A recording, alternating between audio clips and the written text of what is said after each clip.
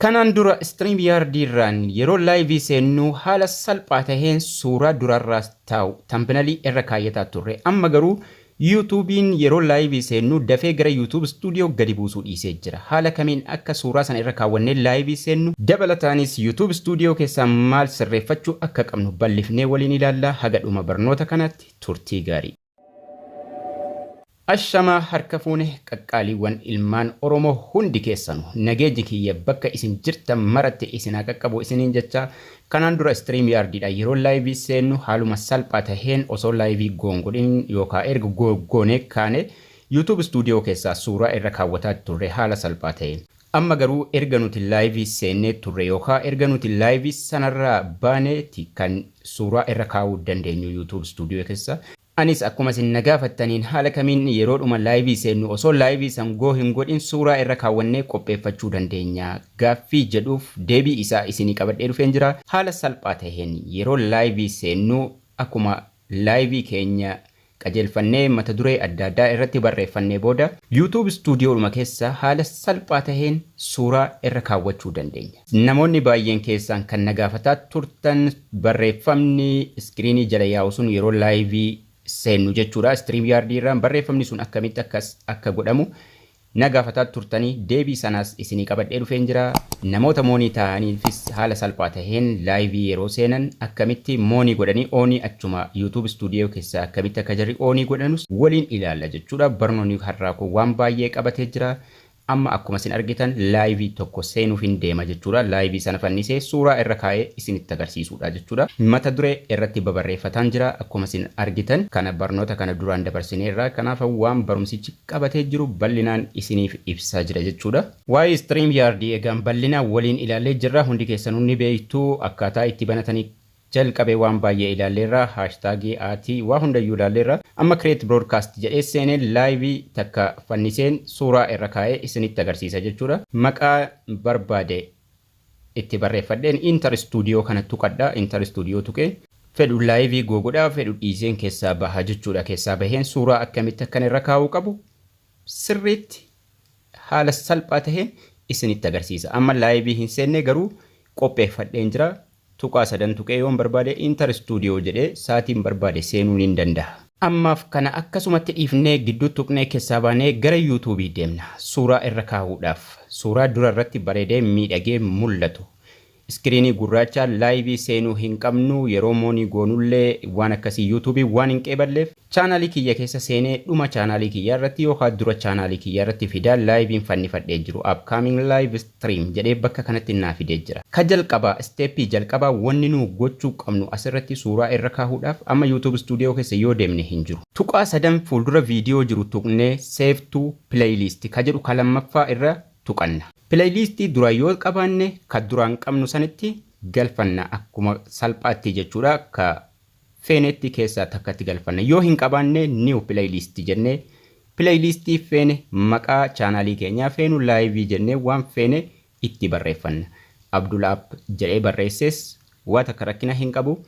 Waan hin fedhe jennee barreessina sanaan booda public irra keenya private isa jedhu irraa kaafne jechuudha. Sanaan booda create godhanna. Egaan namoonni playlistii hin qabne haala kanaan haaraa itti banattanii galfattu. Angaruu duraan waan hin qabuuf tuqaa sadan fuuldura live sanii jiru tuqeen save to playlist ka jedhu tuqeen jechuudha. Live gaaffiif deebii jedhu kanan qabu kanatti galfadha right godhadhee dan itti godha jechuudha.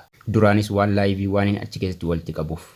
Ergan kana godhee booda amma playlistii jala yeroon deemu gaaffiif deebii live gaaffiif deebii keessa viidiyoo 36 jira. Dhuma isaarra yeroon deemu kanin amma itti galche achi keessattan argadhaa jechuudha. Erga haala kanaan playlistiitti galfannee booda gidduu tuqnee keessaa baanee gara YouTube Studio bilbila keenya irra jiru deemna. Wama tokkitti qofa kan nuti goone playlistiitti galchine sanaan booda YouTube Studio irra deemnee YouTube Studioon dashboard content analyst comment jedhee jira. Playlist ka jedhu kanarra tuqanna. Kadhumarra jirtu jechuudha. Playlistiin nuti bilbila keenya keessaa qabnu akka jiruun dhufee akkasitti baha. Kanin keessa galchee sana maqaa isaa waan hin beekuuf viidiyoo 36 qabu ka gubbaarra jiru ka jalqabaa sana tuqadha. Tuqadheen dhuma isaarra deema haga dhumaatti gadi deema.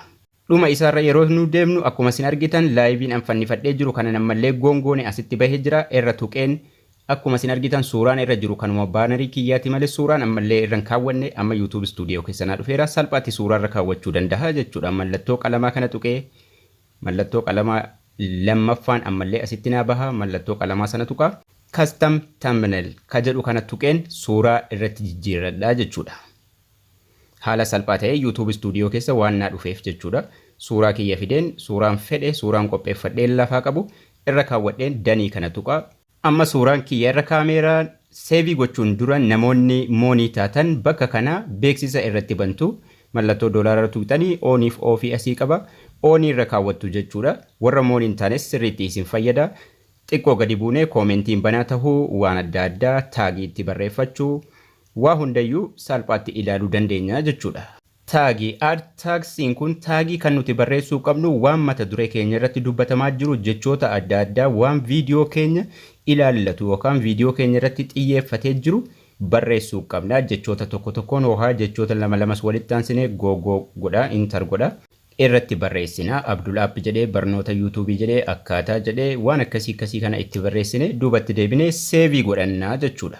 Amma suuraa irra kaawwannee taagii barreeffannee waa hunda fixannee jirra waan barreeffannu hunda qajeelfannee jirra seevii goonee YouTube keessa deemnee maqaa keenya sarchii goonee suuraan sun irra taa'uusaa waa hunda cheekii godhannaa jechuudha. Osoo laayivii goo hin godhin haala kanaan waa hundayyuu fiffixannaa jechuudha. Jalqaba feetan maqaa keessan sarchii gootanii ilaaltu feetan gara chaanaalii keessanii deemtanii ilaaltu ankiyya Abdul App jedhee sarchii godhu jalqaba irratti kunoo laayivii fannifadhee ka'e suuraan irra kaawwadhee ka'e haala kanaan dhufee asitti naa bahee jira. Yoon irra tuqe suuraa kana jira suuraa irra kaawwadhe jechuudha. Garuu ammallee goo hin goone isteeppiidhuma lama qofaan kan playlistiin qabne playlistii create gootanii kan qabdan immoo kanuma duraan qabdanitti galchuudhaan deemtanii suuraa irra keessu. Amma kana gidduu tuqnee keessaa baanee gara Google Chrome itti deebinee Google Chrome irraa namoonni gaaffiin jarri na gaafataa turan barreeffama jala deemu sana akkamitti goona ka jedhanii tuqaa sadan tuqnee Inter Studio jennaa sila laayivii qopheeffannee jirra. Ammallee maqaa barreeffannee Inter Studio goona baanarii jala seennaa asii.